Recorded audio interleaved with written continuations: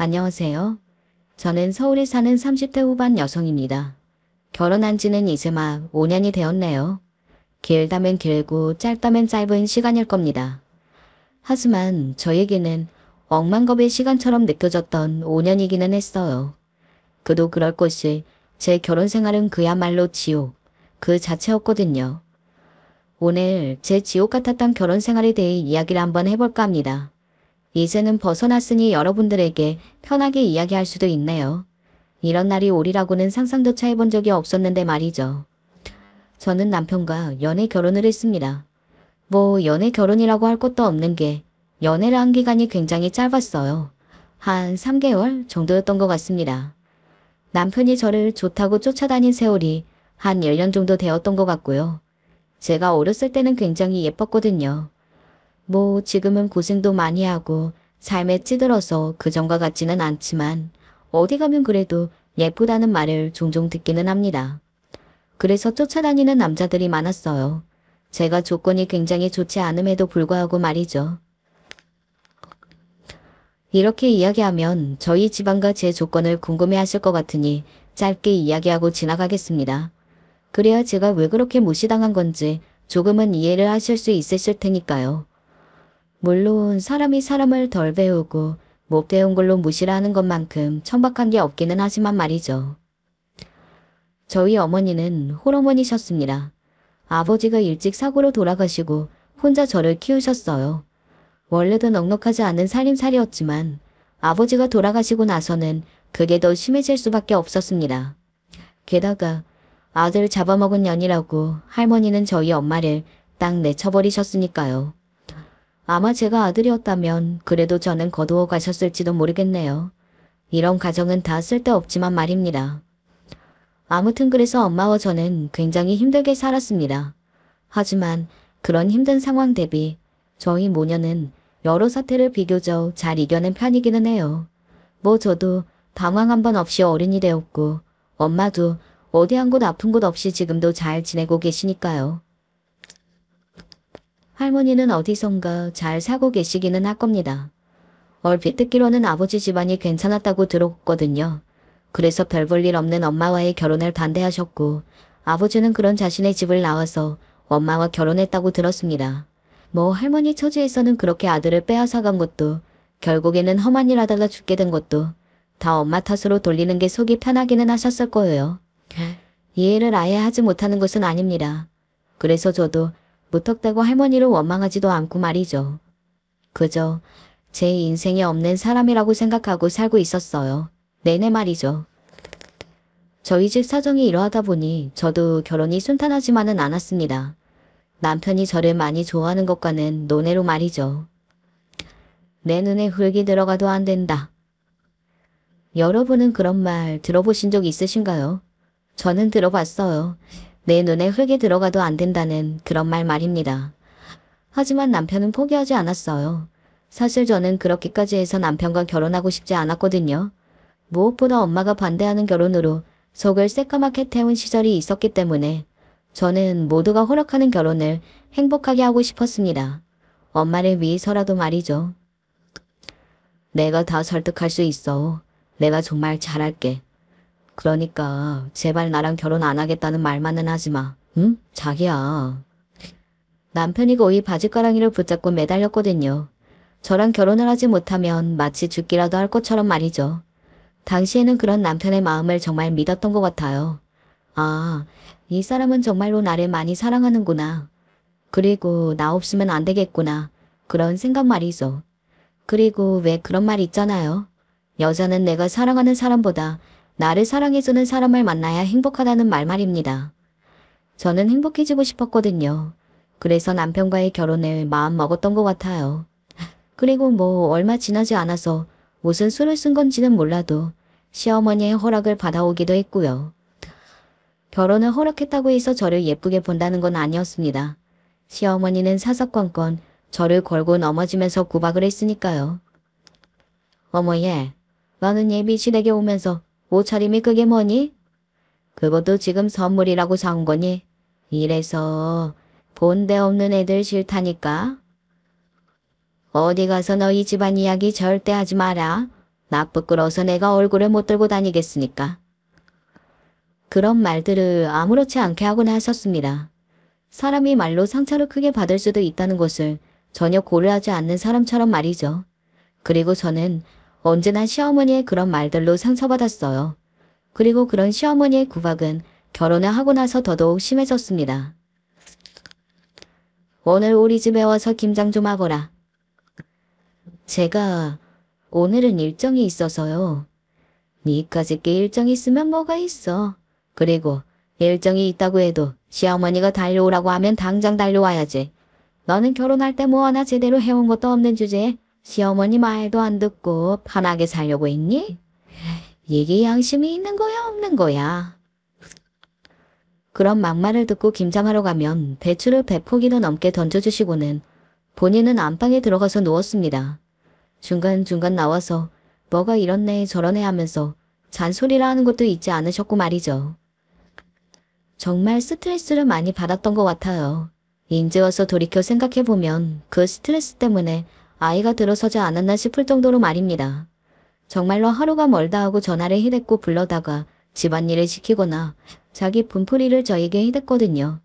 물론 처음에는 남편이 중간에서 말리기는 했어요. 어머니, 이 많은 걸 이 사람이 어떻게 혼자 해요? 왜 못해? 나 젊었을 때는 이거 2배로 되는 것도 했다. 그때랑 지금은 세월이 다르기도 하고 어머니는 작은어머니가 2분이나 계셨잖아요. 이 사람은 혼자고요. 지금 네 엄마는 그만큼 고생을 안 했다는 게냐? 그게 아니라 이 사람 혼자 일해야 하는데 너무 많은 걸 요구하시니까 그렇죠. 누가 보면 내가 악독한 시어머니인 줄 알겠다. 누가 봐도 악독한 시어머니였거든요. 본인은 밖에 나가면 본인이 상당히 괜찮은 사람으로 평가받고 있다고 생각했지만 이웃들은 다들 알고 있었어요. 저 집 할망구 툭하면 며느리 불러다 시집살이 시키고 소리 지르고 욕하는 성질 더러운 할망구라고 말이죠. 저도 결혼하고 초반에는 남편이 제 편을 열심히 들어줬기 때문에 버티고 산 겁니다. 게다가 제가 또래들에 비해 인내심이 큰 편이기도 해요. 책임감도 말이죠. 저라서 버틴 거라고 친구들도 다들 입을 모아 이야기하곤 합니다. 그렇게 험난한 시집살이가 결혼 생활 내내 지속되었어요. 하루는 이런 일도 있었습니다. 내가 몸이 좋지 않으니 네가 우리 집에 며칠 와서 내 수발을 좀 들어야겠다. 본인이 건강이 매우 좋지 않다며 저더러 와서 며칠 같이 있자고 하는 겁니다. 사실 그 이야기를 듣는 순간 정신이 아득해지는 기분이 들었거든요. 일주일에 한 번 찾아가서 몇 시간 동안 일을 하고 구박을 듣는 것도 스트레스로 탈모가 올 지경인데 며칠간은 시어머니와 붙어 있으라뇨. 그건 저로서 고문이나 다름없었습니다. 집을 며칠 동안 비우면 아범다분요? 당연히 그것도 네가 해야지. 왔다 갔다 하면서 그것도 안 하려고 했니? 저는 하기 싫어서 돌려서 말한 건데 둘 다 하라고 하더군요. 남편은 처음에는 그렇게 몸이 안 좋으시면 입원을 해서 제대로 검사를 받고 어디가 문제가 있는 건지 알아보는 게 좋지 않냐고 했지만 시어머니는 그러지 않겠다고 한사코 절 간호를 받겠다고 했습니다. 뭐 당연하겠죠. 시어머니는 아픈 곳이 없었을 거고 그저 저를 괴롭히기 위해서 그런 걸 테니까요. 그때 제가 거의 2주일 가까이 시어머니와 함께 지냈거든요. 정말 제 인생에서 그전에도 없었고 그 이후에도 다시는 없을 가장 끔찍했던 2주로 기억이 될 것 같습니다. 너는 어떻게 된 애가 죽도목 쓰니? 친정에서 뭘 배웠니? 하긴 그런 집안이니까 못 배워먹어서 이렇게밖에 못하는 거겠지. 그 말에 욱해서 이렇게 대답했던 적이 있어요. 그래도 저희 어머니가 가르칠 건 다 가르쳐 주셨어요. 가르침 받은 게 이거라는 말이니? 네 엄마도 알만하다. 아유. 다른 건 다 참아도 엄마 욕을 하는 건 도저히 못 참겠더라고요. 그래서 한마디 했습니다. 어머님 성의는 안 차실지는 몰라도 저희 어머니는 정말 최선을 다해서 알려주신 거예요. 그리고 혼자 딸 키우면서 더없이 고생하셨습니다. 그런 말 들을 뿐 아니세요. 제 말에 시어머니의 얼굴이 붉게 달아오르는 게 보였습니다. 부끄럽거나 민망하거나 그런 감정이 절대 아니었고 감히 네가 나한테 말 대꾸해? 내 감정이기는 했죠.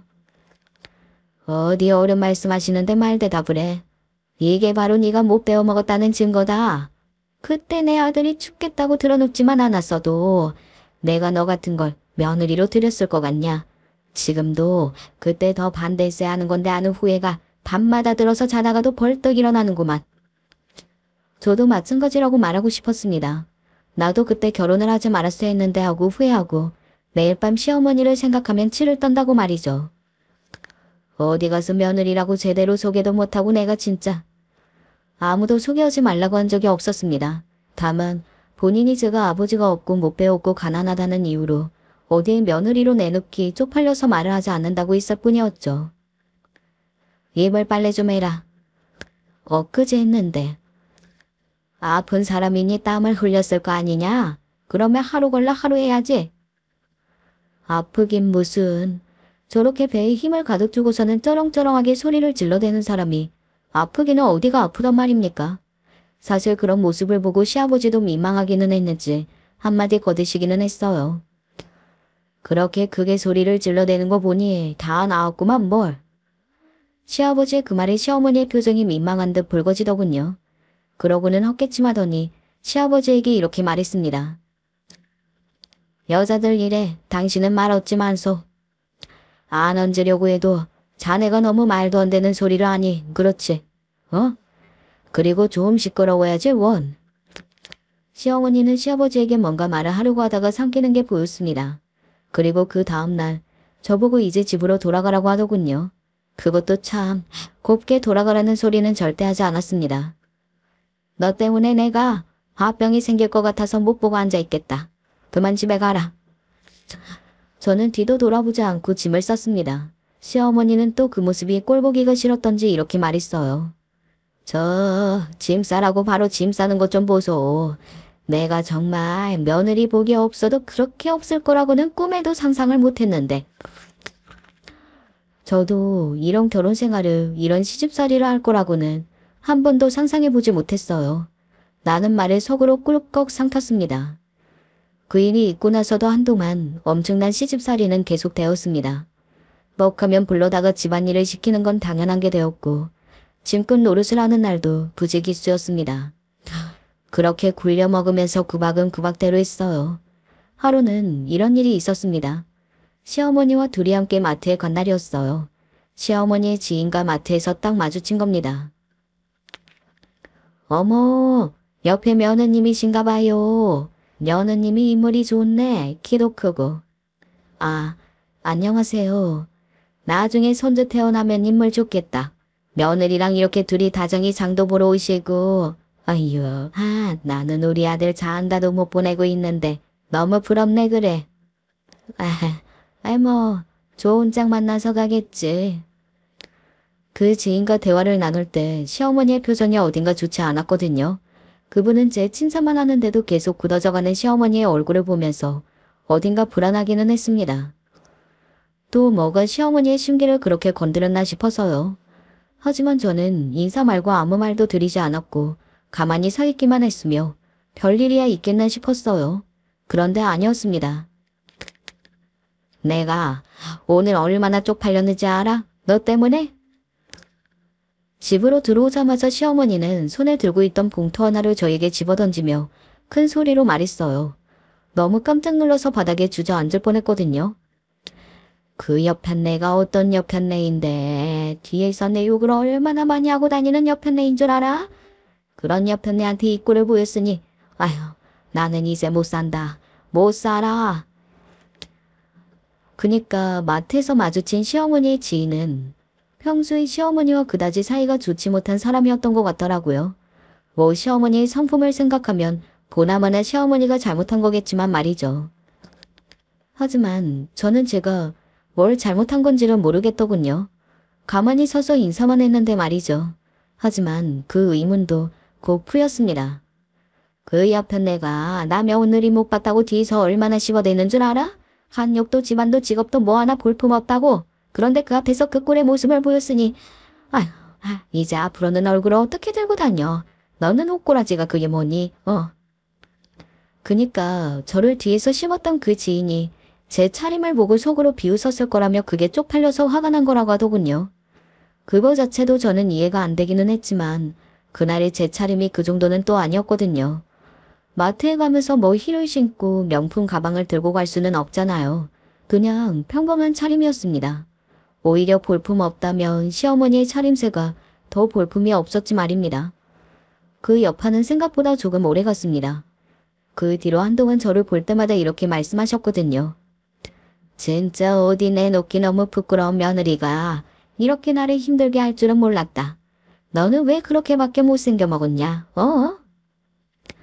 아무리 자존감이 높고 자신감이 넘치는 사람이라 할지라도 그런 말을 계속해서 들으면 당연히 영향이 있을 수밖에 없거든요. 매일매일 너는 못났어. 너는 자격 미달이야. 이런 이야기를 듣는데 멀쩡한 사람이 어디 있겠느냐고요. 그래서 그런 건지 어느 순간부터는 내가 정말 못나서 그런가? 내가 정말 가진 게 아무것도 없어서 그런가? 나는 이런 대접을 받아도 되는 사람인가? 뭐 그런 생각들이 저를 사로잡았습니다. 요즘은 이걸 흔히 가스라이팅이라고들 하더라고요. 그렇게 몇 년을 버텼습니다. 그동안 저는 임신이 되지 않았고 시어머니의 저를 향한 구박은 나날이 심해졌어요. 보는 사람들이 무슨 일이 있는 건 아닌지 걱정할 만큼 제 모습은 너무나 많이 달라져 있었습니다. 그 전에 생기 넘치고 밝아 보이던 모습은 온데간데 없이 사라지고 피폐하고 침울한 얼굴한 여자만이 남아 있었어요.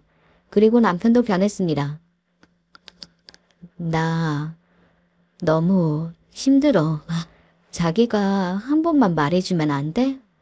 뭘? 어머님이 나한테 뭐라고 하는 거 말이야.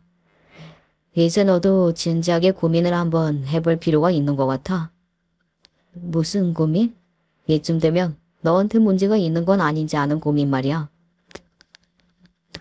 아마 제정신이 멀쩡할 때 그런 소리를 들었다면 그게 무슨 개소리야 개자식아 라고 소리쳤겠지만 그때의 제정신은 멀쩡하지 않았습니다.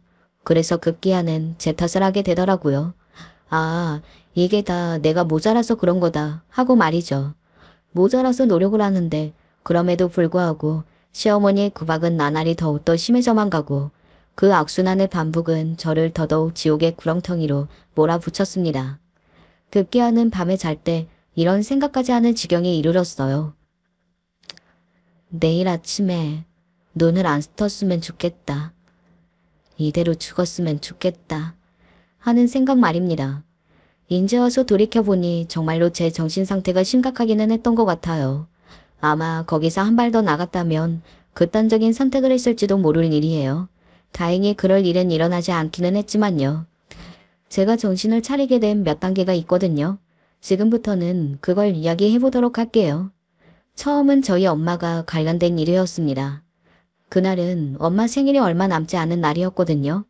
그래서 매년 엄마 생일을 챙겼었는데 그날은 이런 말을 들었습니다. 언제까지 그렇게 네 엄마 생일에 유난을 떨어댈 거니? 시어머니의 그 말에 순간적으로 누군가에게서 머리를 댕하고 맞은 것 같은 기분이 들더라고요. 무슨 말 하시는 거냐는 얼굴로 시어머니를 바라보다가 대답했습니다. 네? 그게 무슨 말씀이세요? 딸은 결혼하면 출가 외인이라는 말도 모르니 결혼한 지 이제 5년이나 됐으면 너는 이 집 사람인 건데 언제까지 네 엄마 생일 챙긴다고 그날 네 남편 밥도 못 차려줄 건지를 물었다. 고작 밥 한 끼 차려 먹는 게 뭐가 그렇게 힘들다고 그런 말을 하는 건지 이해를 할 수가 없더라고요. 제가 국이고 반찬이고 다 해놓으면 남편이라는 놈은 그냥 떠서 먹기만 하는 건데도 말이죠. 그 흔한 설거지 한 번을 해준 적도 없고요. 저희 엄마는 제가 없으면 생일날 혼자 보내시는데요. 그게 우리 아들 탓이니? 우리 아들 탓도 아닌데 왜 우리 아들이 네 엄마 때문에 혼자 밥을 차려 먹어야 한다는 거야? 나는 이제 그 꼴 못 보니까 올해 생일부터는 집에 갈 생각 말거라. 알겠어? 생일 그게 뭐 대단한 거라고 유난을 떨어대게. 서러워서 눈물이 주르륵 나더군요. 정작 본인의 생일에는 며칠 전부터 뭐가 먹고 싶으니 뭐가 갖고 싶느니 하면서 유난이라는 유난은 다 떨어대면서 말이죠. 시어머니는 그 자리에서 주르륵 눈물을 바로 흘리는 저를 보고 인상을 팍 썼습니다. 정말 인간도 아니죠. 그 상황에서 그렇게 인상을 쓸 수 있다는 게요. 올 일이야? 너는 정말 올 일이도 세고 셌다. 어휴, 뭐 하나 마음에 드는 게 있어야 할 거 아니야. 그 말을 듣고 서 있는데 내가 이 결혼 뭐라고 엄마 생일도 못 챙겨가면서 또 우리 엄마가 뒤에서 이런 대접을 받는 소리를 들어가면서 이 집에 붙어 살아야 하는 건가 하는 생각이 들더라고요. 그때가 마음이 정말 많이 약해져 있던 시기였기 때문에 더더욱 서러웠던 것 같아요. 누구한테 의지하고 싶었습니다. 하지만 남편은 진작 그 범위에서 이미 벗어났었어요. 그렇다고 엄마한테 이 모든 이야기를 할 수도 없는 노릇이잖아요. 그렇게 무슨 운명의 장난처럼 그 시기에 고모라는 사람에게서 연락이 왔어요. 네, 저희 아버지에게는 여동생이 하나 있었거든요. 그 여동생 말입니다. 아마 평소라면 만나자는 그 연락에도 나가지 않았을 겁니다. 하지만 그때는 누구라도 만나고 싶었던 것 같아요. 그래서 고모가 만나자는 그 연락에 크게 고민하지 않고 만났습니다. 사진 속에서 부은 아버지와 굉장히 많이 닮았더군요. 고모는 저를 보더니 조심스럽게 말을 꺼냈어요. 인제 와서 이런 말 너무 미안하고 염치도 없다는 거 잘 알고 있다. 그런데 엄마가 너를 너무 보고 싶어해. 이 노인네가 갈 때가 돼서 그런지 지난날의 자신의 죄들이 눈에 밟히는 모양이다. 너무 염치 없지만 한 번만 와서 네 할머니한테 얼굴만 좀 보여주면 안 되겠니? 잠시 고민이 되기는 했던 것 같아요. 엄마한테 큰 상처를 주신 분이기도 했고 여태 연락 한 번 없다가 죽을 때 돼서 나타난 것도 그랬고요. 하지만 오늘 내일 한다는 늙은 양반 소원이라는데 그걸 안 들어드리면 언젠가 제가 생각이 날 것 같더라고요. 그래서 얼굴이나 보여드리자 하는 마음으로 만나러 갔습니다. 상상했던 것과 너무나 다른 모습이었어요. 물론 세월이 많이 지나기도 했고 병원으로 오래 누워 계셨다고 하니 더더욱 그랬지만 정말 힘이라고는 하나도 없어 보이는 노인네였습니다. 그런 모습을 보니 저도 조금은 마음이 약해지기는 하더군요. 네 아빠를 정말 쏙 빼닮았구나. 근데 얼굴이 왜 그러니? 너도 어디 아픈 곳이 있는 것 아니냐? 아니요. 건강해요. 그래. 그렇다면 다행이구나. 와줘서 고맙다. 할머니는 별말 없이 그냥 그렇게 이야기하고서는 저를 계속 바라보기만 하셨어요. 그러고는 부탁하시더라고요. 시간이 되면 종종 들리지 않겠냐고요. 그러겠다고 했습니다. 그러고 종종 들렸어요. 할머니는 저를 보고 아버지 이야기를 하셨고요. 아마 그러면서 마음이 조금씩 열렸던 것 같아요. 엄마한테는 미안한 마음이 들기는 했지만 당시 제 상황이 그 누구에게도 고민 상담을 할 수 없었던 상황이라 사람을 만나면서 그래도 대화라도 나누는 게 마음의 위로가 되었거든요. 그리고 그러는 와중에 제가 정신을 차리게 된 두 번째 일이 일어났습니다.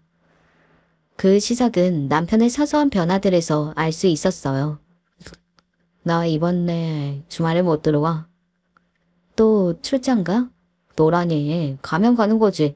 뭘 그렇게 또라는 말을 붙여서 물어봐. 내가 거짓말이라도 한다는 거야 뭐야? 저는 거짓말을 한다는 말도 생각도 해본 적이 없었거든요. 그런데 본인이 오바해서 그렇게 발효를 하더라고요. 그런 모습을 보면 당연히 의심되기 마련이잖아요. 아무 생각이 없던 저는 그날 이후로 남편을 유심히 살피기 시작했습니다. 그런데 그런 눈으로 봐서 그런 게 아니라 정말 남편은 이상한 행동을 굉장히 많이 하기는 했습니다. 그동안 제가 어떻게 눈치채지 못했나 싶을 만큼 말이죠. 틈만 나면 누군가와 통화를 했는데 그 전화를 받을 때면 늘 자리를 떴어요. 그리고 휴대폰을 손에 달고 있더군요. 퇴근이 그 전보다 훨씬 늦어지고 있었고 제가 무슨 말만 해도 짜증을 내는 등 귀찮다는 티를 많이 굉장히 냈습니다. 답이라도 알 수 있었을 거예요. 남편에게 다른 여자가 생겼다는 사실을 말입니다. 제가 그때까지 그 수모를 당하고 죽고 싶다고 생각하면서도 참아가며 살았던 건 물론 이 결혼이 실패로 끝이 나면 나는 정말 끝나는구나 하는 무서움도 있었지만 그보다 남편에 대한 정이 아직 남아있어서가 가장 컸거든요. 저를 많이 사랑해주고 아껴준 사람이었잖아요. 그리고 무조건적으로 저와 결혼하겠다고 자신의 가족과 싸웠던 사람이기도 했고요.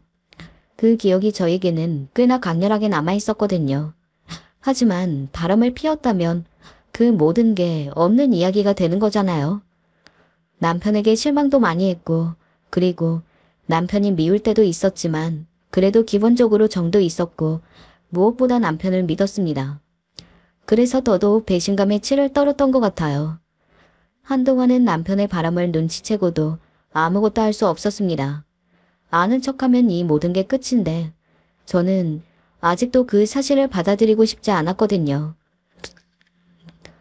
물론 시어머니도 이해하실 수 없는 분들이 많으시겠지만 그때의 저는 그랬어요.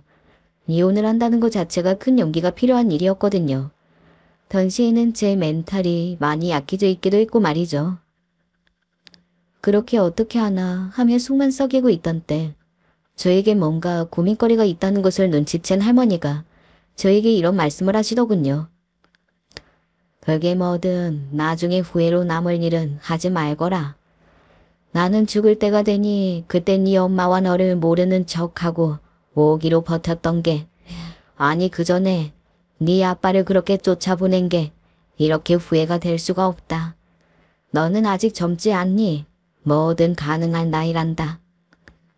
할머니는 아마 정확하게는 아니더라도 대충은 눈치를 채고 계셨던 것 같아요. 제가 무슨 고민을 하고 있는지를 말입니다. 그러니 그런 말씀을 하셨던 거겠죠. 할머니의 그 말을 듣고 뭔가 깨이는 기분이 들었습니다. 아, 만약에 지금 저 집안을 벗어나지 못하면 나는 평생 이런 대접을 받고 이런 꼴로 살아야겠구나. 그리고 그 생각을 하니 아찔해지더군요. 그래서 그날 결심했던 것 같아요. 이 남자와 이혼해야겠다. 저 거지 같은 집구석에서 탈출해야겠다.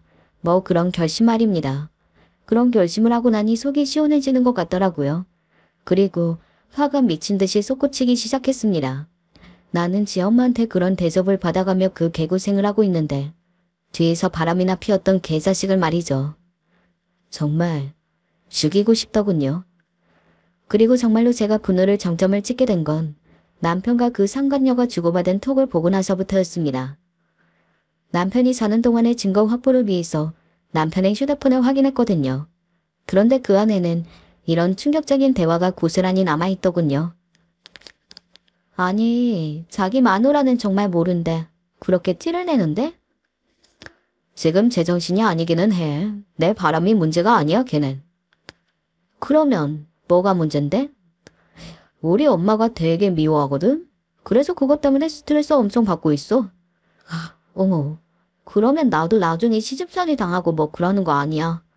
걔랑 너랑은 다르지. 너는 의사고 똑똑하고 잘난 여잔데 얘는 가진 것도 없고 형편없는 집안이라 처음부터 엄마가 싫어하셨어. 자기는 왜 그런 여자랑 결혼했어? 그러니까 말이야. 내 눈에 뭐가 씌었던지 싶다. 지금 와서 되돌리라면 되돌리고 싶어. 미쳤었지 내가. 언제 이혼할 거야? 인연이 스스로 떨어져 나가주는 게 베스트이긴 한데 맷집이 보통 센 게 아니야. 우리 엄마가 그렇게 괴롭히는데도 안 떨어져. 없이 살아서 그런가. 꼰기라고 해야 하나 이걸. 아, 뭔지 알겠다. 가난하게 살고 뭐 그런 사람들은 원래 독하고 끈질겨. 아무리 정이 떨어졌다고 해도 아무리 새로운 여자를 사랑한다고 해도 한때 사랑했던 여자였고 또 결혼하고 5년이라는 세월을 함께 살아온 여자인 것도 모자라 자기 엄마한테 그 구박을 받으며 살아온 여자에 대한 예의라고는 정말이지 눈꽃만큼도 없더군요. 그 톡의 내용을 보고 있는데 분노로 온몸이 부들부들 떨리는 기분이 들었습니다. 정말 화가 너무 나면 눈에서 눈물이 저절로 흐르기도 하더라고요. 진심으로 복수를 하고 싶다는 생각이 들었습니다. 그러던 중 이런 내용도 보게 되었습니다. 이번 주에 우리 집에 올 거지? 어머니한테 말씀드렸어? 엄마가 진짜 엄청나게 좋아하셔. 의사 며느리 보는 거냐고 입이 귀에 걸리셨던데? 시어머니에게도 말을 하고 인사를 시킨다는 내용이었습니다. 아니, 사람을 등신 취급해도 정도가 있지.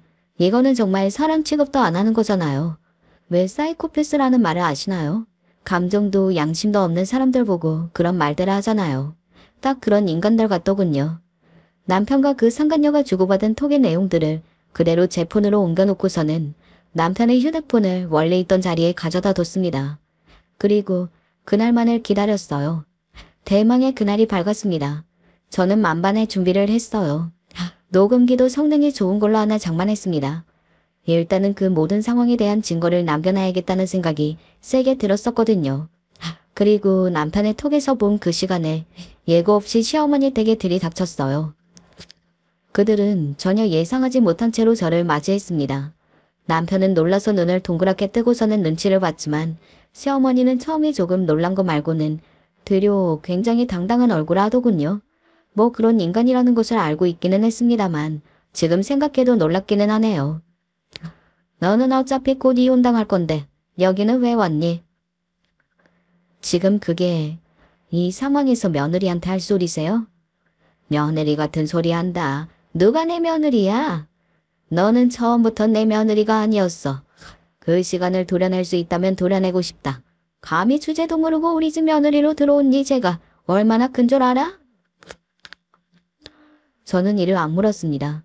그러고는 남편과 상간녀를 번갈아서 봤어요. 그래도 남편은 지가 잘못한 건 줄은 알고 있는 건지 바닥만 뚫어져라 보더군요. 그 상간녀는 뭐가 그렇게 당당한지 고개를 쳐들고 저를 보고 있었고요. 그 얼굴을 뭉개버리고 싶다고 생각했던 것 같아요. 너무 뻔뻔하잖아요.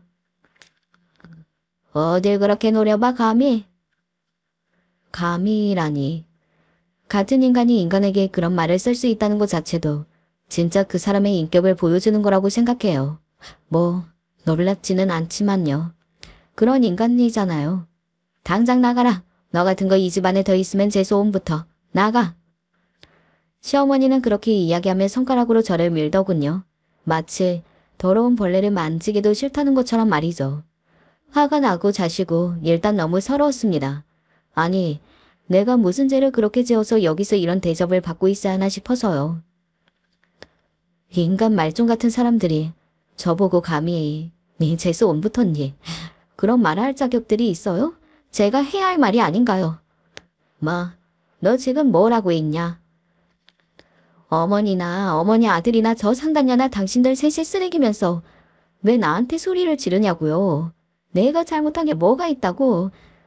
그 세월을 구박만 받으면서 산 것도 억울해 죽겠는데 이제는 상간녀를 버젓이 인사를 시키러 데리고 오고 저보고 재수 온 붙는다고 나가라고요. 안마도 울고 가겠어요. 어머님 보면. 뭐 2년이. 시어머니는 그렇게 말하고서는 제 뺨을 내리쳤습니다. 눈앞이 번쩍하는 느낌이 들더군요. 얼마나 세게 맞았는지 말입니다. 남편도 움찔하는 게 보였어요. 지금 저 때리셨어요? 그래, 때렸다. 맞을만 하니까 맞은 거지 너는. 어디서 감히 지 주제도 모르고 큰 소리를 내면서 절치기는 절쳐. 그동안 주제에 안 맞는 집에 시집와서 호사를 누렸으면 나가라고 할 때는 곱게 두 말 하지 않고 조용히 나가야지. 호사라니요? 제가 그간 이 집안에서 겪었던 일들이 어떻게 호사가 될 수가 있단 말입니까? 어이가 없어서 웃음이 나올 지경이었습니다. 그리고 분노가 미친 듯이 차올랐습니다. 당장이라도 눈앞에 있는 사람들을 죽여버리고 싶다는 생각이 들더군요. 제가 그런 마음을 담아 시어머니를 노려보자 시어머니도 제 눈에 살기가 느껴지기는 했던 건지 움찔하기는 했습니다. 하지만 이내 이렇게 말하더군요. 네가 그렇게 노려보면 어쩔 건데? 뭐 어쩔 거냐고. 그리고 순간 머릿속에 스쳐간 사람이 하나 있었습니다. 그리고 그 사람이 했던 말도 말이죠. 언젠가 내 도움이 필요하면 꼭 이야기해라. 나는 너한테 지은 죄가 너무 크고 많으니 무슨 수를 써서라도 도와줄 테니까. 저는 그 말을 바로 떠올렸습니다. 그리고 전화를 걸었어요. 그 자리에서 바로 말이죠. 시어머니는 어디로 전화를 거는 거냐며 뭐 경찰에 신고라도 하겠다는 거냐며 대뜸 소리를 크게 지르더군요. 뭐 지레 겁을 먹은 거겠죠. 무슨 일이냐? 전에 그러셨죠. 도움이 필요하면 꼭 이야기하라고. 무슨 수를 써서라도 도와주시겠다고. 지금이 바로 그때인 것 같아요. 도와주세요. 남편과 시어머니는 지금 뭐하냐는 얼굴로 저를 바라봤습니다. 저는 그럼 그들을 향해 말했어요. 오늘 실컷 행복해 두세요. 내일부터는 눈물과 후회밖에 없을 테니까. 그리고 밖으로 나왔습니다. 뒤에서 시어머니가 큰 목소리로 비웃는 소리가 들려오더군요. 하지만 그렇게 웃는 것도 오늘이 마지막일 거라고 확신했습니다. 그리고 실제로 그렇게 되었고 말입니다. 그날 바로 짐을 싸들고 집으로 나와 엄마의 집으로 갔습니다. 그리고 그간의 이야기를 다 했어요. 남편과 시댁에서 제가 어떤 꼴을 당했는지, 그리고 할머니를 만났었다는 말과 그런 부탁을 했다는 것까지 전부 다 말입니다. 저는 솔직히 엄마가 서운해했을까봐 걱정이 많이 되었었거든요. 어찌되었든 엄마한테 말을 하지 않고 할머니를 만난 거잖아요. 그런데 엄마는 그보다 제가 당한 일에 더 분노하셨어요. 내가 이것들을 다 죽여버릴 거야. 엄마, 진정해. 할머니가 다 해결해 주기로 하셨어. 그리고 엄마는 할머니에게 연락한 걸 잘했다고 하더군요. 그 양반이 보통이 아니라서 그 인간들을 가만히 두지 않을 거라고 말이죠. 그리고 엄마의 그 말이 맞았습니다. 야, 너 그때 누구한테 전화한 거야? 어? 남편이 전화가 와서는 다급하게 그렇게 물었습니다. 내가 누구한테 전화를 하던 말던 왜? 무슨 일이 생겼나 보지? 나도 회사에서 공고사직 말 들었고 그 사람도 오늘 병원에서 해고 통보 받았다는데 이건 네가 그때 한 전화 때문 이거 맞지? 대체 누구냐고? 너 혹시 남자있냐? 남편은 제가 어디서 돈 많고 인맥 넓은 남자라도 하나 물었다는 식으로 말을 하더라고요. 웃기지도 않았습니다. 제가 그런 짓을 하니까 남들도 다들 그러고 사는 줄 알았던 거겠지만요. 그런 말도 안 되는 소리 할 거면 끊는다. 아니, 말은 해주고 끊어야 할 거 아니야, 이년아. 남편은 본인이 급해지니 해야 할 말과 하지 말아야 할 말을 구분을 못하더군요. 그런 통화조차 제가 다 녹음하고 있었는데 그것도 모르고 말이죠. 그리고 그건 시어머니가 저를 하대한 기록들과 그날 제가 시댁에서 녹음했던 것, 남편의 통 내용 같은 것들을 두고 할머니가 소개해준 변호사를 만났습니다. 변호사는 이 정도면 저에게 굉장히 유리하게 합의하거나 소송을 진행할 수 있을 거라고 하더군요. 사실 저는 합의를 염두에 두고 있지는 않기는 했습니다. 그들을 끝까지 괴롭히고 싶었거든요. 남편과 상간녀가 회사와 병원에서 각각 잘린 것도 모자라서 시댁에도 큰일이 난 것 같았습니다. 시댁이 살던 집이 원래 전셋집이었는데 집주인이 갑자기 나가라고 했다더군요. 그 집이 주위보다 시세가 낮았는데 그게 건너 아는 사람이라 가능했던 거라고 들었었거든요. 그런데 집주인이 바뀌었으니 나가라고 했다는 겁니다. 제가 그날 그렇게 시댁을 뛰쳐나오고 난 뒤 시댁에서 계속 그런 일들이 일어나니 시어머니가 저를 찾아왔습니다. 진짜 다 네가 한 짓이니? 제가 뭐요? 그날 누군가한테 전화해서 복수해달라고 했잖니. 그 이후로 일어난 모든 일들이 다 그 전화 때문에 생긴 일이지? 그렇지? 저는 시어머니를 보고 가만히 웃었습니다. 그렇다면 어쩔 거고 아니라면 어쩔 건데요? 맞다는 말이야. 네가 그런 능력이 있을 리는 만무하고 너 어디서 어떤 남자로 부리고 다닌 거야? 지도 바람 피워놓고 우리 애한테만 지랄한 거지. 그치? 그 인간도 그 말부터 하더니 역시 그 어머니의 그 아들이라 그런 천박한 생각이 바로 드는 건가 봐요. 두 분 엄청나게 닮으셨네요. 너 말 다 했어? 제가 그쪽들이랑 같은 줄 아세요? 자기들이 더럽고 천박하게 산다고 남들까지 다 그럴 걸로 생각하나? 저는 하늘을 우러러 부끄러운 짓을 한 번도 한 적이 없어요. 이 년이 어디 믿는 구석이 있다고 지금. 시어머니는 그렇게 이야기하며 저를 향해 손을 번쩍 들었습니다. 뭐 또 때리려고 그랬던 거겠죠. 퍽 하면 저렇게 손찌검을 하는 사람이었으니까요. 그런데 그때였습니다. 그만하시죠. 그 말에 놀라서 저도 고개를 돌렸습니다. 그리고 더 놀랐어요. 그곳에는 변호사와 고모가 와 있었거든요. 어떻게 알고 왔냐는 듯한 제 얼굴에 고모가 이렇게 말했습니다. 임 변호사님이 너 오늘 시어머니 만나러 간다길래 엄마한테 이야기했더니 걱정된다고 따라가 보라고 하셔서 왔어. 너무 기분 나빠하지는 말고. 기분이 나쁘지는 않았어요. 오히려 누군가에게 제대로 보호받고 있고 내 편이 되어주는 사람이 힘있는 사람이구나 하는 게 조금 실감이 되어서 마음이 좋았습니다. 그리고 시어머니가 그 두 사람을 보고 굉장히 어리둥절한 얼굴을 하더군요.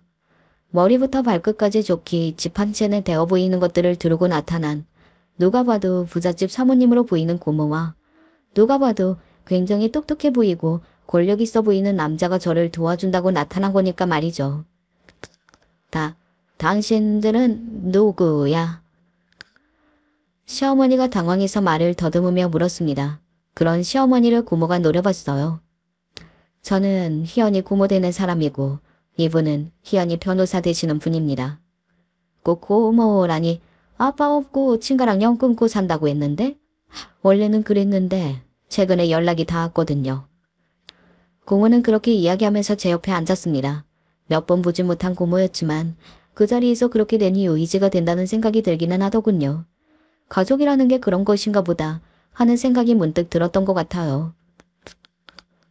그리고 변호사는 무슨?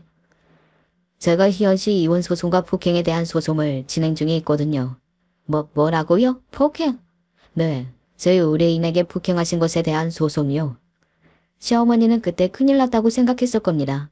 하지만 그 자존심에 저에게 굽힐 수는 없었을 거고요. 그래서 우기기를 택하셨어요. 내가 언제 폭행을 했다고 그래요? 증거 있어요? 증거 있느냐고요? 증거야 차고 넘치죠. 그동안 제 의뢰인에게 보내셨던 폭언 문자들 그리고 녹음되어 있는 통화 기록의 폭언들 마지막으로 결정적인 건 얼마 전 상간녀분을 초대해 밥을 대접하신 날 그날의 모든 대화 내용을 제 의뢰인이 녹음하셨거든요. 변호사의 말을 이어갈수록 시어머니의 안색이 하얗게 질려갔습니다. 그리고서는 저를 보고서 부들부들 떨었어요. 분하다는 듯 말이죠. 본인이 다 저지른 일인데 대체 분할 게 뭐란 말입니까? 웃기지도 않아서 원. 너 인연이 아주 작정을 하고. 제 조카한테 말 함부로 하는 건 거기까지 하셔야 할 것 같네요. 그때 고모가 그런 시어머니를 막으셨어요. 뭐요? 저희 엄마가 그러니까 희연이 할머니가 굉장히 돈이 많으시거든요. 가진 건 돈밖에 없는 분인데 몸이 너무 안 좋으셔서 오늘 내일 하세요. 그래서 손녀가 보고 싶다고 희연이를 찾았던 거고요. 안 그래도 손녀에 대한 죄책감 때문에 잠도 제대로 못 주무시는 양반인데 그런 손녀가 한 부탁은 정말 목숨 걸고 들어주시지 않겠어요? 게다가 이런 꼴을 당하고 있다는 걸 아셨으면 더더욱이요. 저희 엄마 성격 엄청나게 안 좋으시니까 그쪽도 이제는 입을 다물고 싹싹 빌기나 하는 게 이로울 거예요. 그렇다고 용서해주지는 않겠지만 시어머니는 그제야 사태 파악이 다 된 것 같았습니다. 굉장히 당황한 얼굴로 저를 바라보더군요. 저희 할머니 댁에 그 정도의 재력과 힘이 있는 집안이었다는 걸 알게 되었으니 놀랍법도 하죠. 의사라고 그 잘난 체레에 대던 상간녀를 단번에 자를 수 있는 파워라니 솔직히 저도 놀랐으니까요. 그날 이후로 시어머니는 저희 할머니를 조사해 본 것 같았습니다. 그리고 굉장한 분이라는 이야기를 들은 것 같았어요. 저도 할머니에 대한 건 땅이 많은 부동산 부자 정도로만 알고 있었는데 뭐가 더 있기는 했던 것 같아요. 남편이랑 상간녀를 단번에 자른 것만 봐도 말이죠. 시어머니와 남편이 번갈아가며 연락이 왔습니다. 그러고는 이렇게들 말하더군요. 아가, 내가 정말 미안하다. 이제라도 용서해줄 수 없겠니? 그 상간녀는 내가 쫓아냈다. 너만 마음을 돌려준다면 우리 가족 다시 한번 잘 지내보고 싶은데 그럴 수 없을까? 여보, 내가 정말 죽을 죄를 지었어. 나도 모르게 그만. 우리 예전에 정말 좋았잖아. 좋았던 시절 생각하고 나를 한 번만 봐줄 수 없을까? 어머니도 다시는 당신 구박하지 않는다고 하셨어. 필요하면 무릎이라도 꿇겠다고. 택도 없는 소리라고 생각했습니다. 그 인간들을 떠올리기만 해서 사리가 몰려오는데 용서하는 것도 못 살아서 다시 같이 살라니요? 미친 거 아닐까요? 하는 생각마저 들 지경이었으니까요. 저는 그 말을 그냥 산뜻하게 무시했어요. 그리고 소송들을 다 진행했습니다. 여보, 내가 잘못했어. 잘못했어. 미안해. 아가, 내가 정말 미안하다. 네가 죽으라면 죽을게. 나중에는 우는 소리를 해대며 빌어댔지만 그런 모습을 보고도 전혀 마음이 동하지 않더군요. 그저 역겨울 뿐 말입니다. 소송을 끝까지 진행했습니다. 그리고 받아낼 수 있는 최대한의 재산 분할과 미서료, 그리고 합의금을 받아냈어요. 물론 그간 제가 마음고생을 하고 힘들었던 거에 비해서는 작은 돈이기는 했지만 말입니다. 그렇게 소송을 끝내고 얼마 뒤 할머니가 돌아가셨습니다. 할머니가 돌아가시기 직전에는 엄마도 한번 찾아가서 배웠어요. 할머니가 엄마한테 용서를 빌고 싶다고 하셨거든요.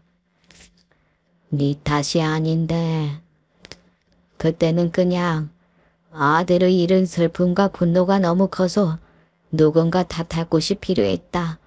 너무 미안하다. 이런 말도 이제 와서 아무런 소용이 없겠지만 그래도 미안하다. 그 말에 엄마가 울었습니다. 세상에서 가장 서러운 사람처럼 말이죠. 엄마가 그렇게 우는 모습은 처음 봤던 것 같아요. 그리고 할머니의 유언장이 공개되었습니다.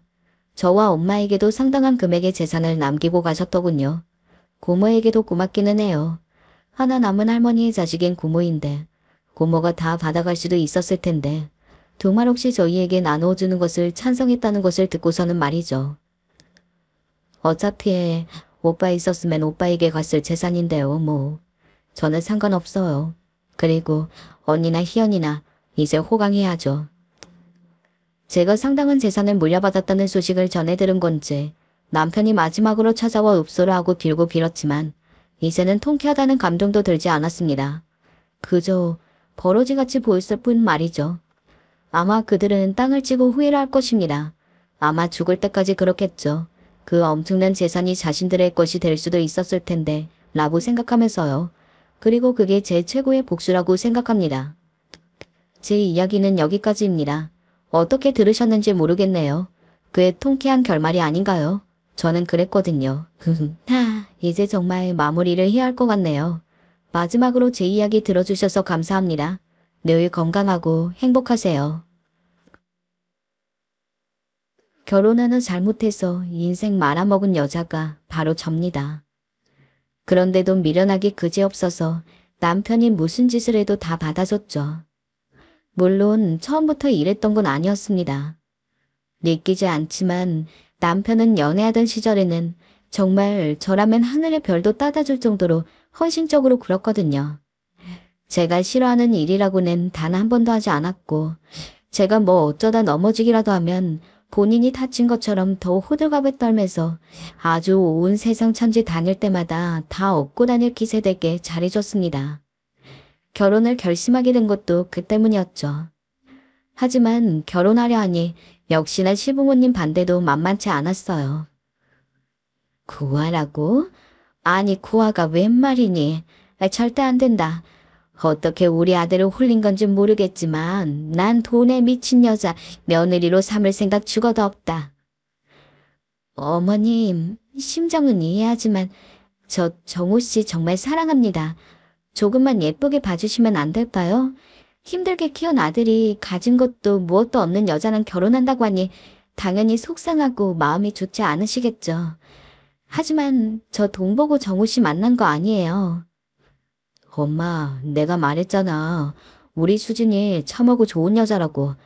자꾸 구하라느니 그런 속 좁은 편견으로만 보지 마시고 좀 받아주세요. 엄마, 나 이 여자랑 꼭 결혼해야겠어요. 결혼 허락 못한다고 분명히 말했다. 듣기 싫어. 둘 다 나가.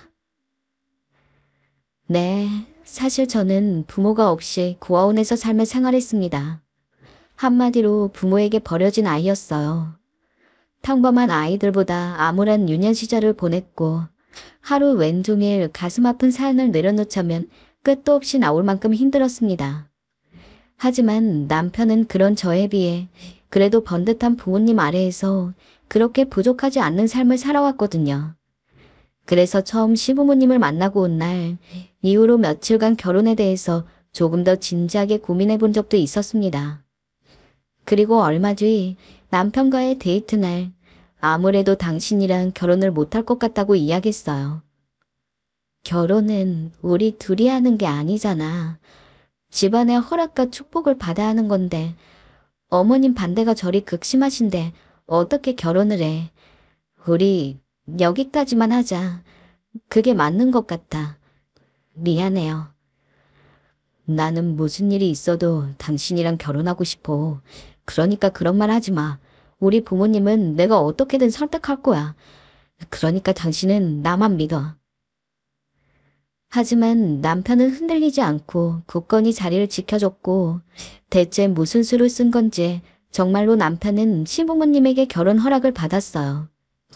그 뒤로 두 번째로 보는 날 결혼을 허락했음에도 불구하고 여전히 시부모님은 제가 딱히 마음에 들지 않는 듯한 눈빛으로 저를 보고는 했지만 이전처럼 제 마음에 상처가 될 만한 이야기들은 하지 않았어요. 저희는 그냥 적당히 한적한 식당에서 밥을 먹고 언제 결혼을 할지 날짜를 잡은 뒤 나오는 게 전부였죠. 남편과의 결혼이 성사된 것은 제게는 정말 꿈만 같았습니다. 부모도 없이 이런 처지로 태어나서 평생 결혼이나 할 수 있을지 생각도 못 해봤고 기대도 안 해왔던 삶이었습니다. 막연하게 가정을 이루고 싶다는 게 전부였으니까요. 그래서 다른 사람들과 연애를 할 때도 결혼을 한 번도 생각해 본 적은 없었고 오히려 결혼에 대한 이야기를 좀 깊이 했습니다. 제 스스로가 너무 부족해지는 것 같았거든요. 그런 제 마음을 다독여주고 용기를 낼 수 있게 해준 게 남편이었습니다. 저는 이 사람만 있으면 한평생 행복할 수 있을 거라고 장담했어요. 하지만 결혼하고서 1년도 채 안 돼요. 남편은 달라졌어요. 흔히 허니문 베이비라고 하죠. 신혼여행을 가서 가진 부부관계를 가진 뒤에 하나뿐인 아들이 태어나게 되었습니다. 보통 어느 집 가정이든 아이가 태어나면 훨씬 더 집에 신경 쓰게 되고 가정을 챙기게 된다고 하잖아요. 하지만 남편은 그렇지 않았습니다. 애가 울든 말든 한 번을 깨서 달래주려는 행동조차 하지 않았고 제가 참다가 한마디 했어요. 당신도 일하고 오고 그러느라 힘든 건 알겠는데 나도 매일 새벽마다 깨가지고 우리 지훈이 달래주고 그러는 게 좀 힘들어. 그러니까 당신도 가끔은 지훈이 우는 거 들리면 나 깰 때까지 기다리지 말고 당신이 좀 다독이고 그래줬으면 좋겠어. 당신은 일하는 사람이 아니니까 모르겠지만 내가 중간에 깨서 애 다독이고 나면 난 다음날 일에 지장 생겨. 그리고 그런 일은 여자가 해야지. 너는 남편은 뭘로 보는 거야? 너 육아하라고 내가 돈 벌어오는 거잖아. 뭐? 아니, 그거 애 좀 달래달랐는데 그게 그리 힘들어? 처음에는 너무 당황했어요. 연애 시절 남편은 저에게 큰 소리 한 번 안 내던 사람이었거든요. 제가 잘못을 한 일에도 혼자 서운하고 삐져서 퉁명스러운 표정으로 있어도 남편은 언제나 그런 저에게 먼저 사과를 하고 미안하다고 이야기를 하며 토라진 제 기분을 달래주느라 애쓰는 사람이었습니다. 근데 어떻게 결혼 한 번 했다고, 심지어 결혼하고 시간이 오래 지난 것도 아닌데 어떻게 이런 짧은 시간 안에 사람이 손바닥 뒤집듯 바뀔 수가 있는지. 덕분에 저는 거의 독박 육아나 다름없는 생활을 해야 했습니다. 심지어 저는 전업주부 일만 하는 것도 아니었거든요. 남편만큼 돈을 벌어오진 못해도 부업을 하면서 어떻게든 가정에 도움이 되려고 일을 쉬지 않았던 상황이었어요. 그래도 남편이 저보다 더 고생하는 것은 맞기에 평소 아이를 돌보고 놀아주는 데 있어서 남편한테 부담을 준 적은 없다고 자부합니다. 하지만 전에 말했던 것처럼 새벽에 칭얼거리는 거 한두 번 달래주는 건 일을 하는 사람이든 아니든 그걸 떠나서 부모인데 당연히 해줄 수 있는 거 아닌가요? 남편은 제가 그런 말을 할 때마다 내가 얼마나 고생하는지 몰라서 네가 그런 소리를 태평하게 할 수 있는 거라며 저를 욕하기 바빴어요. 아무리 아니라고 한건을 하고 오해를 풀려고 해도 남편한텐 통하지 않았죠. 그러니까 넌 모르는 거라고. 네가 바깥에 나가서 일을 해봐. 집에 들어와서 애를 볼 수가 있나. 네가 그런 식이니까 내가 집에서 기가 안 사는 거 아니야. 와이프가 돼서 집에 있으면 남편 기도 좀 살려주고 해야지. 하여튼 너는 그게 문제야. 여보, 나는 그런 말이 아니고 당신 지금 뭔가 오해를 하는 것 같은데. 오해는 무슨 오해? 태평하게 집에서 놀고 있으니까 그러는 거지. 뭐라고? 내가 논다고? 애 보고 돈까지 벌고 있는 사람한테 태평하게 논다고? 당신 말 다 했어? 그깟 몇 푼 번다고 유세네. 됐다. 말을 말자. 너랑은 말이 안 통해. 정말 기가 막히고 코가 막혔어요. 허나 그렇게 싸우는 와중에도 혹시나 아이가 그 소리를 들을까 그냥 늘 제가 먼저 수그리고 들어갔어요. 지금 생각해보면 그때 더 당당하게 나서서 남편한테 잘못된 거 짚어줘야 했었나 싶습니다. 기어다니던 아이가 두 발로 엉거주춤 걸을 정도로 한 살 한 살 성장을 하고 있는데 남편은 여전히 집에 소홀했습니다. 일 끝나서 들어올 시간이 된 거 뻔히 아는데도 아무런 연락도 없이 밤늦게까지 밖에 있다가 술에 잔뜩 취한 상태로 집에 들어오는 게 한두 번이 아니었습니다. 처음에는 당연히 참았죠. 남편도 일을 하면서 이래저래 스트레스가 많을 거라고 생각을 했으니까요. 그런데 남편은 그 정도가 지나쳤어요. 언제는 기껏 남편이랑 좀 더 사이가 좋아져 보겠다고 남편이 좋아하는 꽃게탕에 갈비찜에 바리바리 만들어 놓고는 상을 차리고 기다렸는데 말도 없이 새벽에 돌아오는 통에 저는 혼자서 잔뜩 식은 밥을 먹어야 했죠. 그땐 왜 이리 눈물이 나던지 이럴 때 엄마라도 있었으면 좋았을 텐데 생전 처음으로 식은 밥에 눈물을 뚝뚝 떨구며 엄마라는 말을 소리 없이 외쳤어요. 그날 남편이 새벽에 들어온 날 전 이 분을 참지 못하고 한마디 했어요. 여보, 늦게 들어오면 들어온다고 말을 해야지. 나 당신 좋아하는 저녁 다 차려놓고 기다리고 있었는데 말도 없이 이리 늦게 들어오면 어떡해. 기다리는 사람은 뭐가 돼? 아이, 잔소리 더럽게 많네. 아, 왜 지금 막 집에 들어온 사람한테 잔소리를 해? 내일 먹으면 되잖아. 그리고 누가 그거 차려놓으래? 당신이 오늘 아침에 먹고 싶다며. 그래서 차려놓은 거잖아. 오자마자 술 냄새 진동하는 입으로 더럽게 잔소리 많네라는 말을 한 순간 열이 확 올랐어요. 누군 시간이 남아 돌아서 저녁을 차렸을까요? 남편이 먹고 싶단 말에 힘든 몸 이끌고 좋아할 거 생각하면서 차린 건데 그렇게 나오니 너무 섭섭하고 섭섭한 걸 넘어 내 처지가 너무 서글프더라고요. 어쩜 이런 망나니를 내가 데리고 살겠다 한 건지 후회가 막심이었어요. 그날 전 도저히 참지 못하고 처음으로 아이 듣는 줄 알면서 소리를 확 질러버렸습니다. 당신 정말 너무한 거 아니야? 너가 사람이니? 어떻게 매일 새벽에 들어와? 애가 당신 얼굴도 못 알아봐. 남편 역할 못하면 아빠 역할이라도 하든가. 그것도 못할 거면 애는 왜 낳자건 거야? 이게 그때였어요. 제 말이 끝나자마자 남편은 저도 예상치 못한 행동을 하더군요. 남편이 손을 들어 절 때리려 한 거예요. 그 장면이 아직도 기억에 남는데요. 남편이 손을 든 순간 너무 무섭고 놀라서 저도 모르게 바짝 몸을 움츠렸어요. 그런데 그런 제 모습을 보더니 남편이 됐다, 너랑 무슨 말 하냐? 하고선 혀를 차며 가는 겁니다. 남편이 떠난 이후에도 남편에게 맞을 뻔했던 그 충격과 공포는 쉬이 사라지지 않았어요. 남편이 집안 가구들을 부순다거나 한 적은 있어도 저를 때리려 한 적은 없었는데 남편이 변해도 너무 변했단 생각이 불쑥 들더라고요. 전 그 길로 남편과는 도저히 못 살겠다는 생각을 했어요. 그래서 말했습니다. 당신이랑 못 사겠어. 우리 이혼해. 아, 뭐? 이혼? 남편은 이혼이란 말에 코웃음을 치더니 제가 뭐 경제적 능력이 돼서 나가 살 거냐고 비웃더라고요. 내가 어떻게 살든지 그건 당신이 상관할 바 아니고 그냥 이혼해. 서류 작성하자고. 도저히 이렇게 못 사겠어.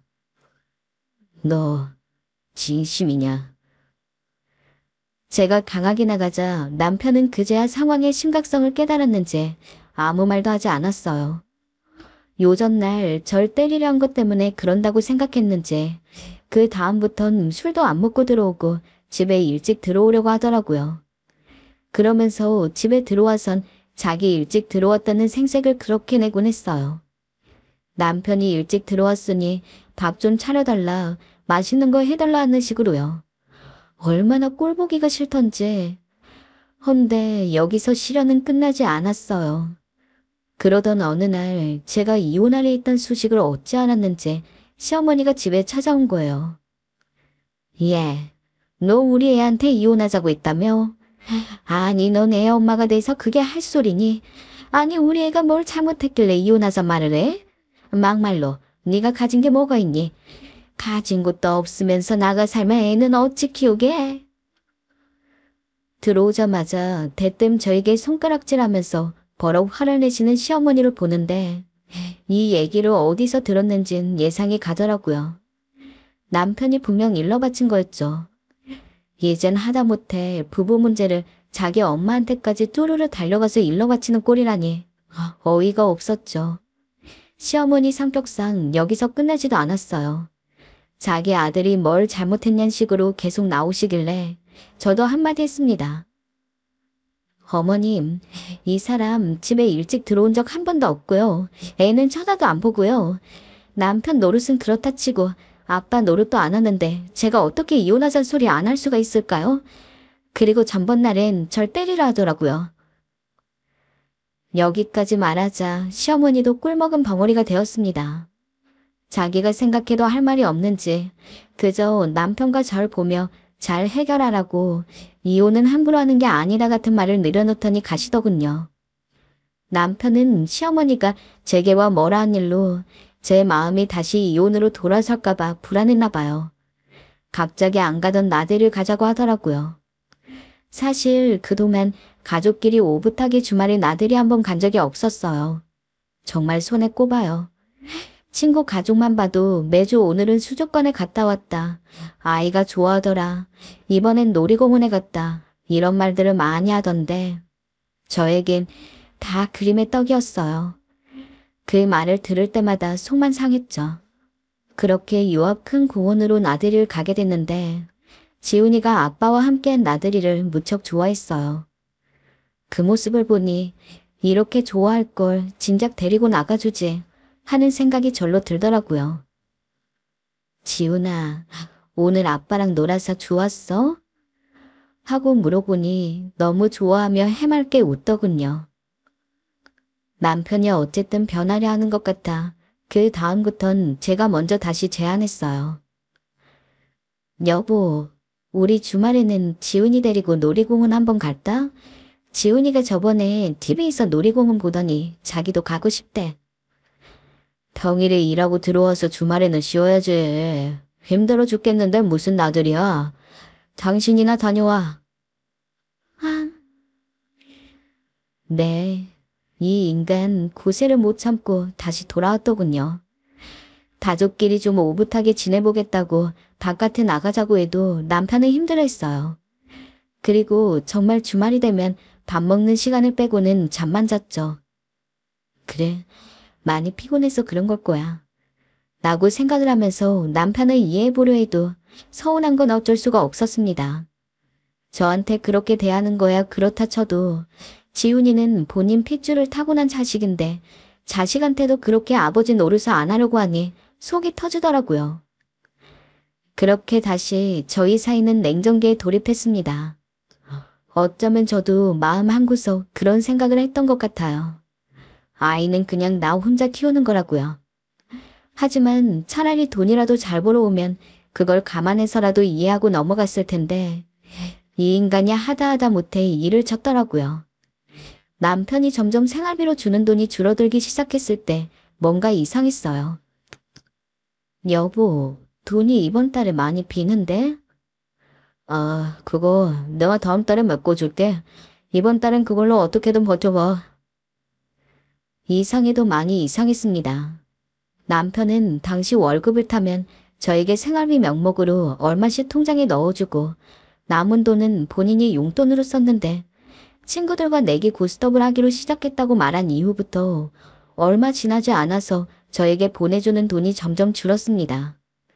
그 전에도 가끔씩 10만 원, 20만 원 정도는 남편이 필요에 따라서 더 썼던 적이 있었기 때문에 한두 달은 그런 건가 싶었는데 30만 원이 50만 원이 되고 50만 원이 70만 원이 되는 순간에는 저도 가만히 있을 수가 없었습니다.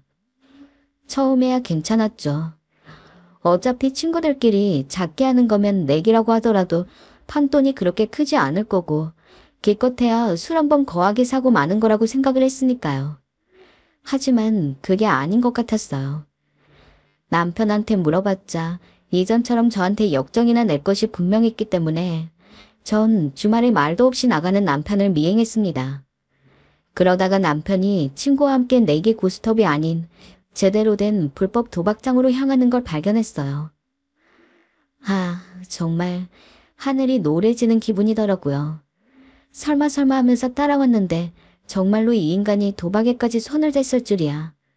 그간 몇 달간은 아이 때문에 남편한테 제대로 큰 소리 낸 적 한 번도 없었는데 정말 도박은 이해도 할 수 없고 말이 되지 않는다고 생각해서 그날 집에 돌아온 남편을 붙잡고 가슴을 퍽퍽 때리면서 이야기했습니다. 당신이 어떻게 도박을 할 수가 있어? 그래, 술 많이 마시고 나랑 지훈이한테 소홀한 건 그래도 참아 넘겼어. 근데 도박은 안 되지. 당신도 나도 지훈이도 먹고 살아야 되는데 그 귀한 돈을 어떻게 승산도 하나 없는 도박으로 생돈을 버려? 아, 건들지 말고 내 말 좀 들어봐.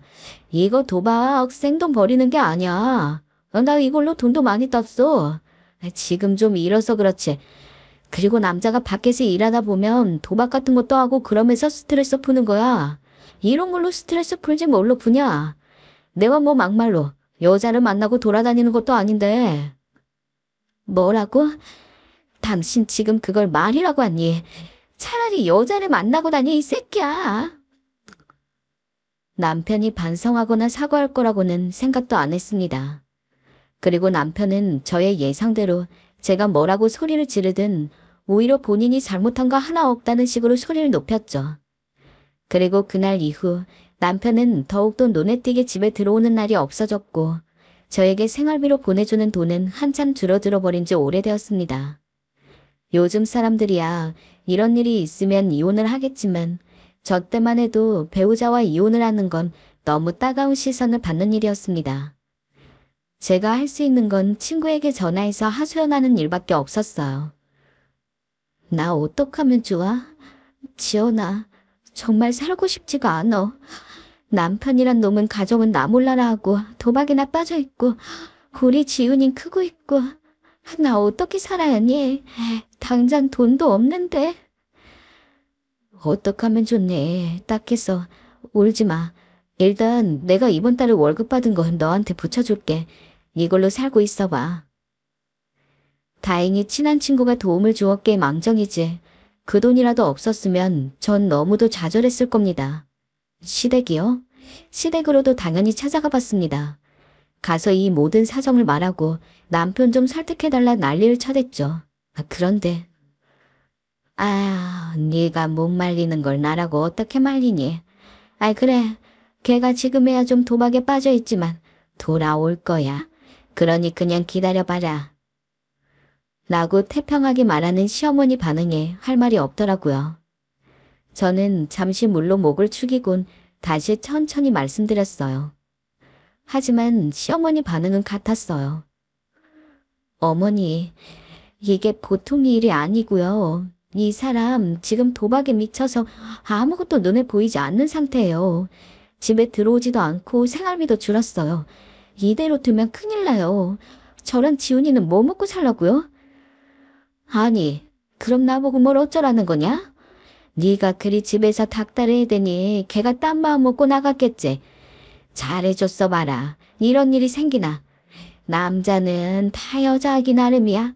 내 아들은 누구보다 내가 아는데 걔가 도박에까지 빠졌을 정도면 얼마나 평소에 스트레스를 많이 받았다는 거니. 지도 힘드니까 그런 데 빠졌겠지. 너도 책임이 있어. 그러니 이혼 생각은 하지 말아라. 너 설마 이혼 생각하는 거 아니지? 어머님, 이게 왜 제 책임이에요? 저 가정에 최선을 다했어요. 다하지 않고 다 끌어둔 건 그 사람이라고요. 아니, 너 어디서 목소리를 높이는 게야, 시애미한테.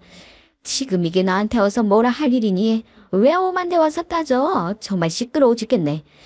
한참 TV 재밌게 보고 있는데 들어와서 너 때문에 드라마 내용도 놓쳤잖아. 이제 할 말 다 했으면 가라. 여기서 버르장말이 없이 굴지 말고. 시어머니 말을 듣고 집으로 터덜터덜 걸어오는데 정말로 기분이 너무 비참하고 공허해 아이를 붙잡고 울고 말았어요. 엄마, 왜 울어? 엄마, 슬퍼? 아빠 때문에 그래? 아이가 물었지만 우는 것 말곤 아무 말도 할 수가 없었어요. 아이 앞에서 이런 모습을 보이기 싫었는데 세상만사 내 뜻대로 되지 않고 정말 절박까지 몰아세우는 것 같으니 저도 엄마이기 전에 한 인간인지라 무너지더라고요. 그래도 아직 한창 크고 있는 아들 때문에라도 이혼을 쉽사리 선택하기가 어려워서 그냥 무조건 저 혼자서 참고 살았습니다.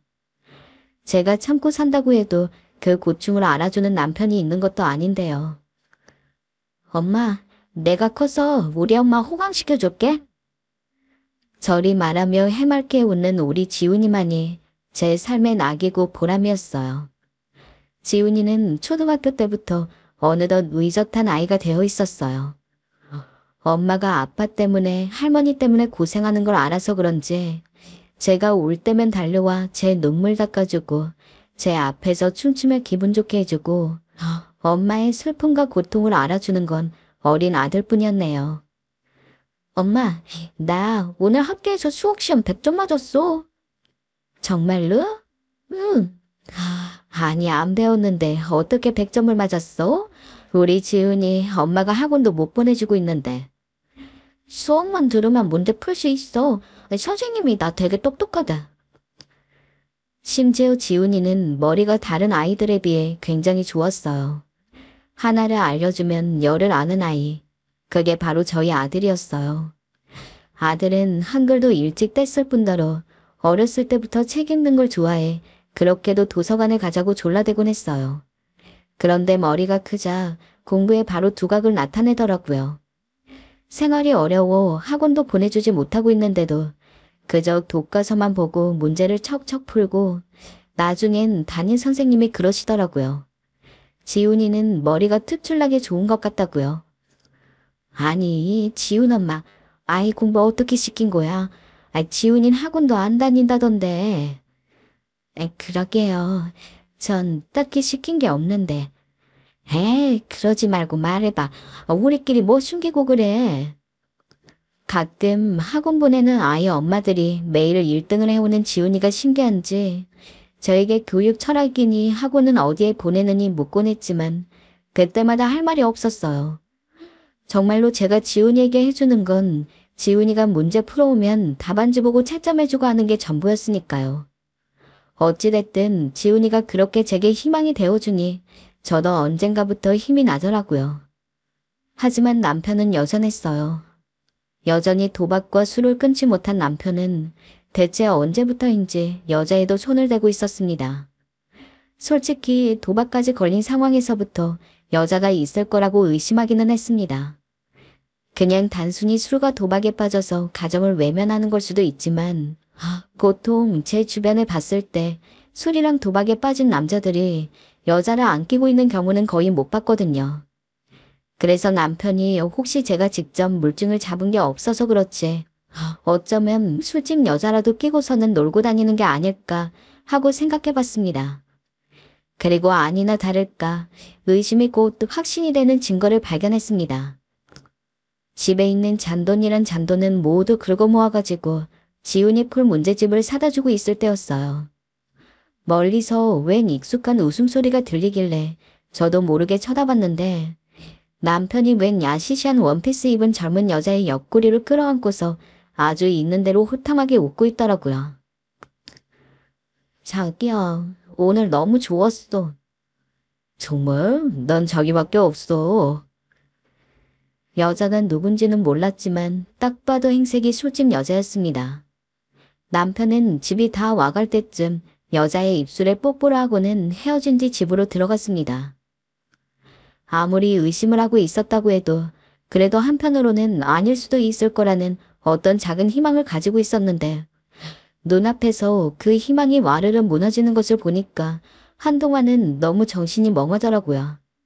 그냥 멍청하게 남편이 들어간 저희 집 문만을 바라봤던 것 같습니다. 그렇게 밖에서 한참을 서성이다가 들어가니 남편은 아무것도 모른 채 코를 골면서 자고 있더라고요. 분명히 그렇게 들어오면서도 저희 아들한테는 눈길 하나 안 줬겠죠. 아마 젊은 분들이 제 이야기를 듣고 있다면 어쩜 저렇게 멍청한 여자가 있을까 싶을 수도 있습니다. 저도 지금 와서는 제가 너무나 머저리 같은 짓을 했다는 걸 인정합니다. 술, 도박, 그리고 여자. 결혼한 남자가 있어나 안 될 모든 짓을 제 남편이 다 하고 있는데도 그때까지도 헤어질 생각 못했습니다. 오히려 남편이 자꾸 그런 일들을 저지를수록 제 마음은 더욱 간절해졌습니다. 남편이 하루빨리 정신을 차리기를 말이죠. 그렇게 쉽게 정신 차릴 만한 사람이 아니었는데도 결국 남편은 제 아이가 7살 때 상간녀와 같이 도망을 가버렸습니다. 집에 있는 현금들은 물론이고 결혼 당시 남편이 제게 줬던 금반지까지도 싹 다 가져가 버렸죠. 그나마 불행 중 다행이었던 것은 제가 생활비로 남편한테 따로 받아서 모아두고 있던 통장은 발견하지 못해서 못 가져갔다는 거였습니다. 남편이 없는 이상 저도 제대로 일을 해야 했는데 그것만으로는 도저히 저희 둘이 살 수가 없더라고요. 그래서 다 쓰러져가는 허름한 가게를 엄청 싼 가격에 모아둔 돈으로 어떻게 빌려가지고 분식점을 차렸습니다. 매일같이 떡볶이를 볶으며 어느 정도 판이 그득하게 찬 상황이면 밖에 나가서 떡볶이 사라는 호객행위도 서슴지 않았습니다. 자존심이 상하지 않았던 것은 아니었지만 하나뿐인 아들 잘 키우는 게 먼저였으니까요. 앉을 시간도 없어서 아침 일찍 나와 거의 새벽에 다 되어가는 시간까지 종일 삼채로 분식을 만들었습니다. 평소 떡볶이를 참 좋아했는데 매일같이 맞는 게 떡볶이 냄새다 보니까 질리고 가끔은 구역질을 날 정도로 싫었지만 그 또한 다 참아 넘겼습니다. 어릴 때부터 아버지가 아버지 노릇도 안 하고 언젠가부터는 아예 집을 나가버린 뒤로 홀어머니 밑에서 살아있던 아들이었기에 이것저것 많이 속상하고 힘들고 불편한 부분도 있었을 텐데도 아들은 제가 늦지막이 집에 들어올 때마다 엄마, 오늘도 너무 수고했어요. 라고 하며 안겨올 만큼 살가운 아들이었어요. 엄마, 내가 있으니 너무 걱정 마요. 내가 크면 호강시켜줄 테니까. 그리고 엄마, 이거 엄마 생각나서 샀어요. 추우니까 이거 입고 장사해요. 응? 아니, 너 이 돈이면 문제집이나 사지 뭐하러 엄마 옷을 샀어. 또 별다른 날도 아닌데 제 생각이 났다면서 어릴 때부터 조금씩 아르바이트해서 번 돈으로 제 옷도 사주고 정말 제 분에 넘칠 만큼 착하고 좋은 아들이었습니다. 아들이 그렇게 착하고 마음이 어여쁜 아이였기에 저는 더더욱 아들이 아빠 없는 집에서 자란 티가 나지 않도록 사랑도 주고 물질적으로 지원도 해주고 싶어서 저의 힘든 거 다 참고 노력해왔습니다. 그래도 너무 다행스럽게 분식점이 아예 안 되지는 않아서 어떻게나마 아들 고등학교도 보냈습니다. 미안하게도 학원을 제대로 보내줄 형편은 못 되었지만 그래도 저 먹을 거 입을 거 다 아끼면서 최대한 챙겨줄 거 챙겨주며 아들 하나만큼은 제대로 키우겠다고 마음먹고 살았어요. 그렇게 노력을 해서 그런지 저희 아들 대학 갈 때 합격한 아들보다도 제가 더 기뻐서 하루 종일 눈물을 흘렸습니다. 학원이며 과외를 몇 개를 받아도 가기 힘들다는 서울대를 저희 아들이 단번에 붙었거든요. 너무 고생했다. 내 아들 정말 고생했다. 다 엄마 덕분이에요. 엄마가 나 응원해줘서 할 수 있었어요. 아들이 대학에 합격하는 순간 그런 제 모든 노력들이 보상을 받는 느낌이었죠. 합격 소식을 들은 날 아들을 데리고서 큰맘 먹고 백화점에다 비싼 브랜드 옷도 사주고 공부할 때 쓰라고 신형 노트북도 한 대 장만했습니다. 엄마가 마음 같아서는 차라도 뽑아서 편하게 학교 다니라고 해주고 싶었는데 미안해 아들. 아니에요. 차는 무슨 엄마가 사준 것만으로도 감사해요. 나 우리 엄마 없었으면 어쩔 뻔했나. 어쨌든 그렇게 조금이나마 아들의 새 대학 생활을 응원하고자 엄마로서 이것저것 챙겨줄 수 있었다는 것에 대한 안도로 한동안은 정말 너무 행복했습니다. 그 지겹던 떡볶이 냄새도 전혀 지겹지 않았고 진산 손님이 와서 행패를 부려도 아들 생각하며 참을 수 있었습니다. 그렇게 저희에게는 고생 끝에 행복한 나날들만 남았다고 생각했어요. 하지만 아들이 대학교에 입학하고 첫 학기를 다닐 때 여전히 같은 자리에서 분식점을 하던 제 가게에 굉장히 불쾌한 손님이 들이닥쳤습니다. 바로 남편이었습니다. 제가 여기서 분식점을 하고 있는 건 대체 어떻게 알아서 찾아온 건지. 오랜만에 본 남편은 참 초췌한 몰골을 하고 있었어요. 대체 그동안 무슨 일이 있었길래 저렇게 멀쩡하던 사람이 엉망이 될 정도로 굴렀나 싶을 정도였죠. 여보. 남편 때문에 부모님 사랑 잘 받고 컸어야 할 아들도 고생했고 저도 고생한 만큼 저는 떡볶이를 들고 있던 주걱을 내던지면서 당장 꺼지라고 소리를 질렀습니다. 당신이 여기가 어디라고 찾아와? 아무리 낯짝이 뻔뻔해도 그렇지 당장 여기서 나가. 안 나가면 경찰에 신고할 거니까. 그러자 남편이 처음으로 묵묵하게 제 말에 아무 말도 하지 않더니 이내 제 앞에서 무릎을 꿇고 눈물을 흘렸습니다. 내가 잘못했어, 여보. 내가 너무 잘못 생각하고 있었어. 다시는 안 그럴 테니까 한 번만 용서해줘. 라면서요. 법적으로는 엄연한 부부 사이였습니다.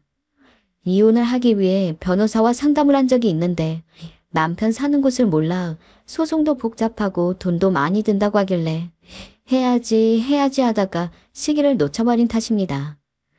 하지만 그간의 고충이 겨우 사과 한마디로 풀릴 건 아니었습니다. 그런데 남편은 하루가 멀다 하고 분식점에 매일같이 찾아왔죠. 손님들 볼까봐 소리도 못 지르고 힘들었습니다. 한참 같이 살 때 그렇게 제가 한마디만 하면 길길이 날뛰던 성질머리는 어디 갔는지. 남편은 꽤 오랜 시간이 지나기는 했지만 그걸 감안하더라도 너무나 다른 사람이 되어서 제게 돌아왔어요. 그렇게 하루 이틀 남편의 얼굴을 보는 시간이 늘어나다 보니까 문득 그런 생각이 들더라고요. 이렇게까지 저를 찾아온 거 보면은 이유가 어쨌든 간에 정말 잘해보고 싶어서 그런 것 같은데 지금이야 아들이 대학교 다니느라 이래저래 바쁘고 신경 쓸 게 많다고 할지라도 나중에 결혼을 하게 되면은 그래도 좋은 여자 만나서 행복하게 살아야 할 텐데 그러려면 어머니가 혼자 있는 평모 가정보다는 그래도 아버지까지 다 같이 있는 평범한 가정 환경에서 배우자를 만나는 게 아들에게 더 좋을 것 같았어요. 그냥 저 혼자만 생각한다면야 왜 남편이랑 다시 만나겠습니까? 하지만 아들에게로 생각이 미치자마자 저는 남편을 용서하는 것에 대해서 진지하게 고민을 하게 되었죠. 물론 어려운 일이었습니다. 아무리 아들에게 이래저래 더 좋을 것 같다고 생각을 해도 저와 아들이 당했던 고통이 사라진 것은 아니었으니까요. 하지만 아무리 생각해도 지금 상태로는 편모 가정으로서의 편견으로부터 아들이 벗어날 수 없을 것 같다는 게 너무나 마음에 걸렸습니다. 결국 남편을 다시 만난 지 3개월 정도 뒤에 저는 남편의 사과를 받아들이고 한번 용서하기로 했어요. 허나 아들은 아빠를 받아들이기 힘들었습니다. 제가 어떻게 살아왔는지 두 눈으로 본 아들이었으니까요. 엄마, 난 아빠 용서 못해요. 절대로 못한다고요. 왜 이제 와서 아빠를 받아주려는 거예요? 엄마, 혹시 나 때문에 그래요? 그렇다면 더더욱 싫어요, 난. 전 한동안 아들과 실갱이를 해야 했지만 아들은 끝내 저에게 져주고 말았어요. 흔히 가는 날이 장날이라는 말이 있죠. 제가 그런 결심을 하고 남편과 어색하게나마 다시 한번 부부로 살아간 지 얼마 되지 않아서 한참 대학교에 다니고 있던 아들이 갑자기 결혼하고 싶은 여자친구가 있다면서 집에 데려오겠다고 했습니다. 설마 학교를 다니던 중에 연애는 몰라도 결혼할 사람을 데리고 올 거라고는 생각을 못했는데 문득 남편을 보게 되더라고요. 비록 아들이 어린 나이이긴 했지 저는 정말 결혼하고 싶은 여자가 맞고 제가 봤을 때 품행이나 인성이 나쁘지 않으면 곧바로 결혼을 시켜줄 생각이었기에 만약 그때 내가 남편을 용서하지 않았으면 우리 아들 결혼할 때 정말로 아들은 아버지 없이 어머니 혼자 있는 상황에서 아내 될 사람 부모님도 만나고 그래야 했겠구나 라는 생각까지 미치더라고요.